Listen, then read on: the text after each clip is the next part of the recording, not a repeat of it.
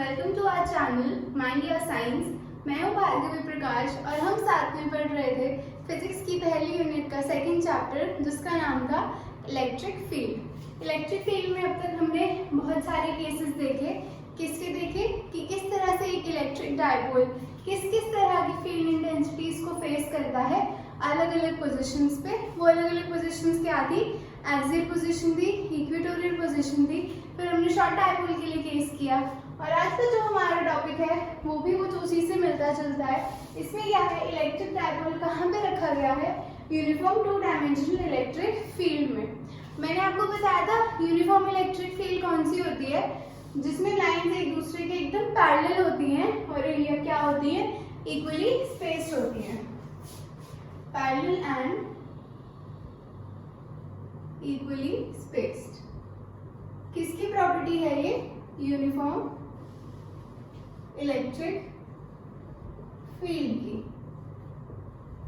अब इस केस में हमें क्या करना है, इलेक्ट्रिक फील्ड इंटेंसिटी को ही हम देखेंगे कि किस तरह से इलेक्ट्रिक फील्ड इंटेंसिटी इस पर लग रही है दोनों चार्जेस पे, और इसकी वजह से क्या इफेक्ट आ रहा है हमारा जब ये कहाँ प्लेस्ड है, यूनिफॉर्म इलेक्ट्रिक फील्ड में।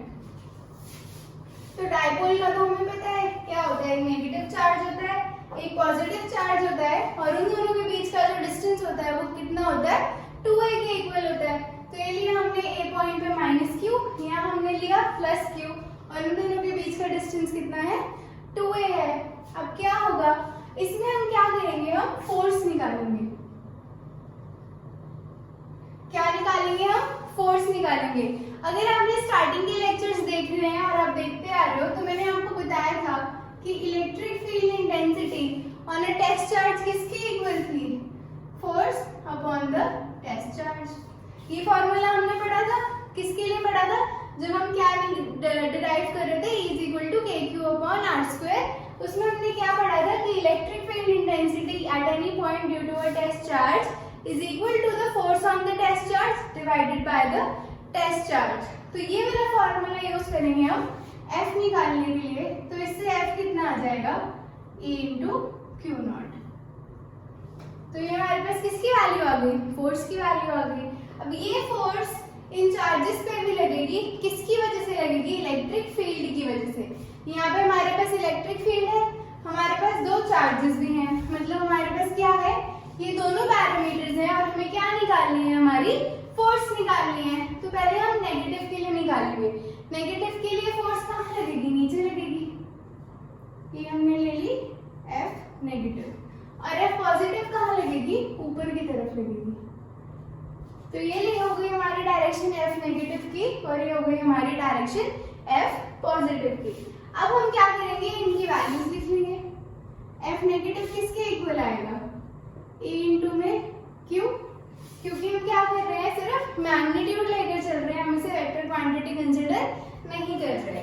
और F पॉजिटिव पे कितना आ जाएगा, E इंटू में Q। ठीक बात है, ये क्या है, हमारा E है और ये हमारा Q है। ये हमारी फिर से E है और ये हमारी क्या है, Q है। साइन को हम कंसीडर नहीं कर रहे, क्यों नहीं कर रहे, क्योंकि हम इसका सिर्फ मैग्नीट्यूड लेकर चल रहे हैं। अब ये दोनों जो फोर्सेस हैं ये क्या है, इक्वल है। अब इक्वल होने की वजह से अगर मैं क्या करूं, मैं बोलूंगी नेट निकालो फोर्स, तो अगर आप मैग्नीट्यूड कंसीडर करोगे तो नेट फोर्स कितनी आएगी, 0 आएगी। क्यों आएगी, क्योंकि ये क्या है, इस डायरेक्शन में है और ये उस डायरेक्शन में है। तो because direction of the forces is opposite in nature. क्या बोला मैंने, इनका मैग्नीट्यूड तो क्या है, इक्वल है, लेकिन नेट फोर्स 0 होगी। क्यों होगी, क्योंकि ये इस डायरेक्शन में है और ये इसके ऑपोजिट डायरेक्शन में है। तो जब मैग्नीट्यूड इक्वल होता है और फोर्स ऑपोजिट लग रही होती है तो वो दोनों एक दूसरे के इफेक्ट को क्या कर देते हैं, कैंसिल आउट कर देते हैं। यानी कि नेट फोर्स हमारे पास क्या आ गई, 0 आ गई, यानी कि इस सिस्टम पे कोई भी फोर्स नहीं लग रही। बट अगर आप थोड़ा ध्यान से देखो, अब सपोज करो ये मार्कर है मेरे पास, ठीक है, इसमें से ऐसे ऐसे फील्ड लाइंस जा रही है, ठीक है। अब ये मान लो ये मेरा डायपोल है, अगर मैं यहाँ से फोर्स लगाऊं नीचे की तरफ तो क्या हो रहा है, ये मार्कर ऊपर की तरफ जाने की कोशिश कर रहा है। तो इस है, ये मार्कर यहाँ से अगर मैं नीचे फोर्स लगा रही हूँ तो ये यहाँ से ऊपर उठ रहा है, या फिर मैं अगर सिर्फ यहाँ से भी फोर्स लगाऊं तो ये मार्कर कहाँ आ रहा है, नीचे की तरफ आ रहा है। तो ये जो मोमेंट है इसे हम क्या बोलते हैं, ट्विस्टिंग मोमेंट बोलते हैं। और इससे हमारे पास एक नया टर्म आ जाता है, क्या आ जाता है, टॉर्क। और टॉर्क किसकी वजह से होता है, जब दो फोर्सेस ऑपोजिट डायरेक्शन में लगती हैं और इन ऑपोजिट डायरेक्शन वाली फोर्सेस को हम क्या बोल देते हैं, कपल बोल देते हैं। तो यहाँ पर क्या फॉर्म हो रहा है, कपल फॉर्म हो रहा है। क्या बताया मैंने, मार्कर था, अगर नीचे की तरफ फोर्स लगाऊं तो ये ऊपर उठ रहा है, और अगर सिंपली ऊपर की तरफ भी फोर्स लगाऊं तो ये क्या हो रहा है, ट्विस्ट हो रहा है, यानी कि कुछ टॉर्क लग रहा है। टॉर्क भी क्या है, एक तरह की फोर्स है, बट ये फोर्स कैसी है, जो कपल की वजह से किसी बॉडी पर लगती है। तो इस डेरिवेशन में हम क्या कैलकुलेट करेंगे, हमारा टॉर्क कैलकुलेट करेंगे। आइए इसे कैलकुलेट कर लेते हैं।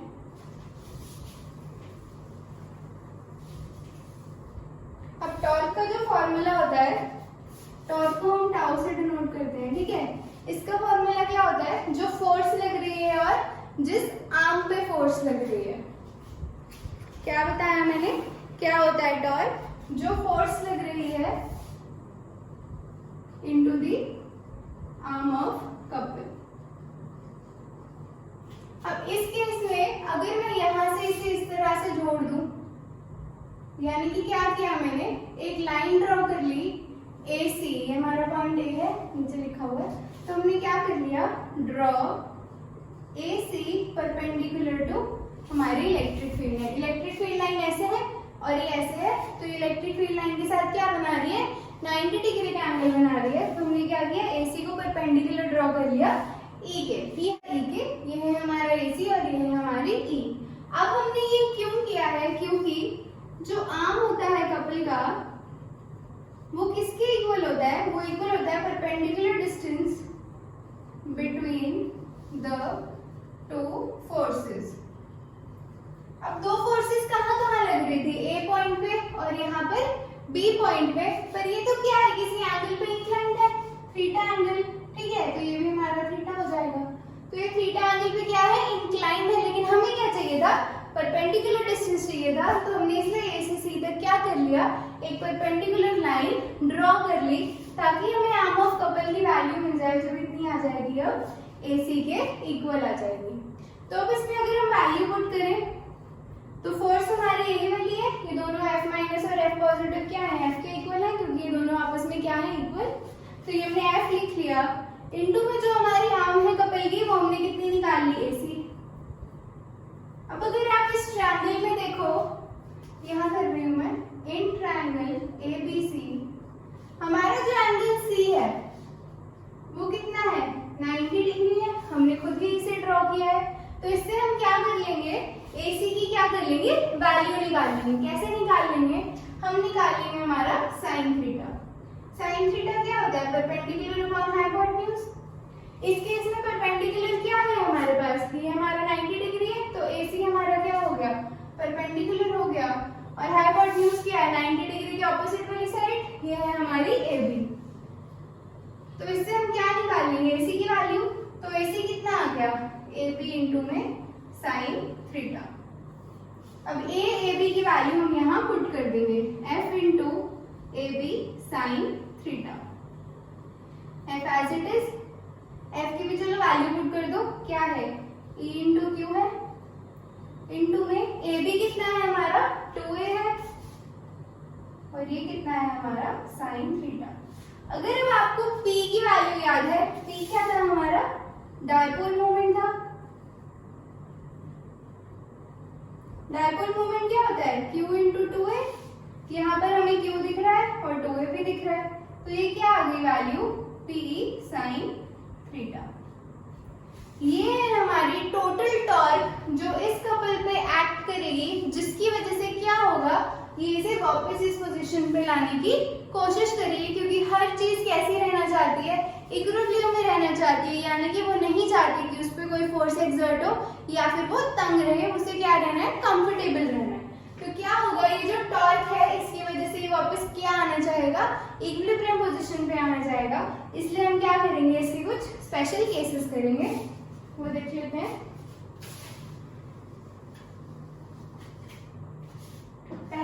क्या होगा, ये टॉर्क मैक्सिमम कब होगी?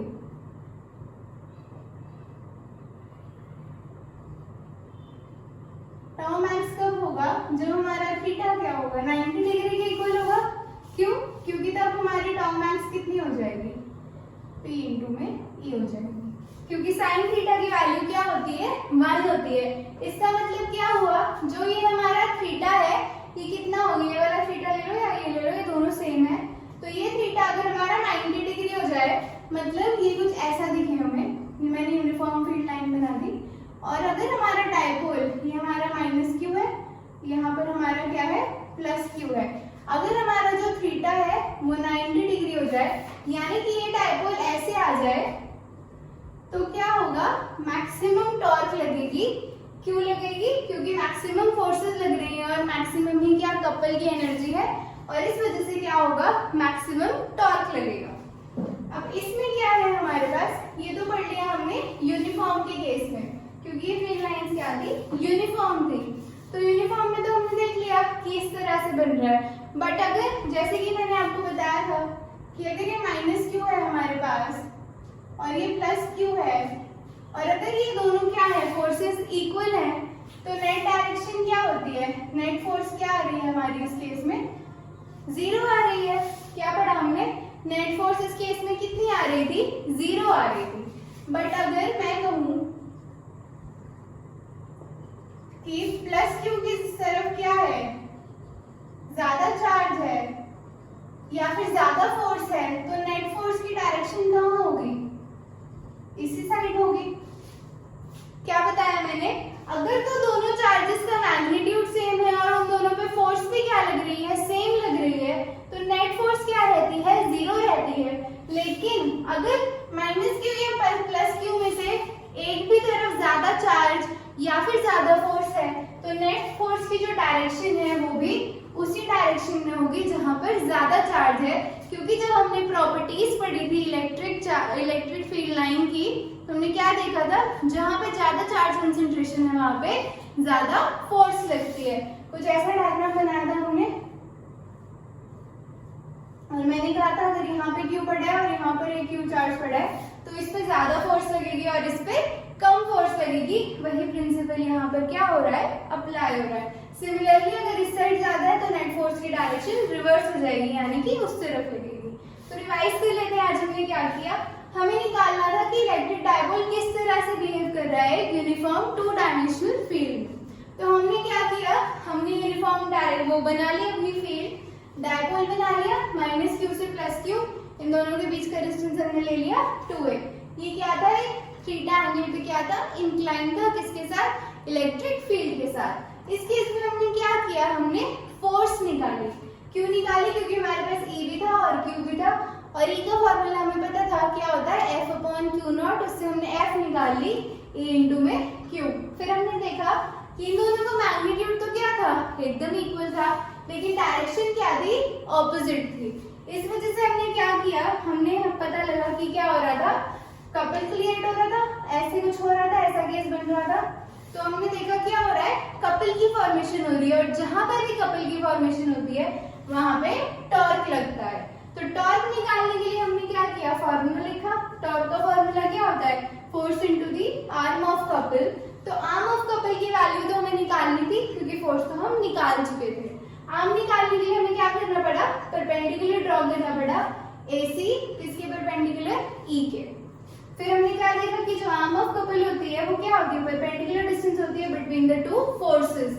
ये थी हमारी 2 फोर्सेस, इन दोनों के बीच में हमें क्या चाहिए था, परपेंडिकुलर डिस्टेंस चाहिए था, वो क्या था, हमारा AC था। अब AC की वैल्यू हमें नहीं पता थी, तो हमने क्या किया, ये वाला ट्रायंगल लिया और इसमें से साइन थीटा की हेल्प से क्या कर लिया, इसको AB की फॉर्म में ले आए हम, क्योंकि AB की वैल्यू तो हमें पता थी, कितनी थी वो, 2a थी। ये सारी वैल्यूज हमने यहाँ पे पुट की, और हमारे पास फाइनल आंसर क्या आ गया, tau is equal to P sin theta, और ये मैक्सिमम कब होगा, जब हमारा थीटा 90 डिग्री होगा, यानी कि ये ऐसे हो जाएगा। उसके बाद हमने देखा कि अगर दोनों चार्जेस का मैग्नीट्यूड सेम है और फोर्स भी सेम लग रही है, तो नेट फोर्स कितनी हो जाती है, 0।